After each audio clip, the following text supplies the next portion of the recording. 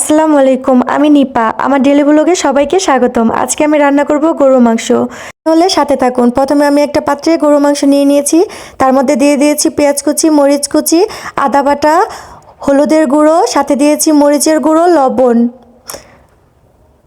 তারপর আমি দিয়ে দিব সয়াবিন তেল, দিয়ে মাংসগুলো ভালোভাবে মিক্সড করে নিব। তো আমি দিয়ে দিলাম সয়াবিন তেল। এখন আমি মাংসগুলো নেড়ে চেড়ে ভালোভাবে মিক্সড করে নিচ্ছি। দেন আমি মাংসগুলো ভালোভাবে মিক্সড করে নিলাম। এখন আমি একটা ফ্রাই প্যানে তেল দিয়ে দিব। তেলগুলো গরম হলে আমি দিয়ে দিব পেঁয়াজগুলো লাল লাল হয়ে ভাজা হলে আমি মাখানো গরুর মাংসটা দিয়ে দিব। তো আমি এখন গরুর মাংসটা দিয়ে দিচ্ছি। তো আমার গরুর মাংসটা দিয়ে দেওয়া হয়ে গেলে আমি হালকা পানি দিয়ে মাংসটা ভালোভাবে কষিয়ে নিব। তো আমি এখন মাংসটা কষিয়ে নিব। দেন আমি মাংসটা ভালোভাবে কষিয়ে নিচ্ছি।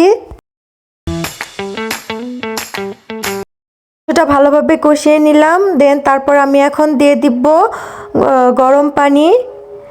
গরম পানি দিয়ে ভালোভাবে মাংসটা রান্না করে নিচ্ছি।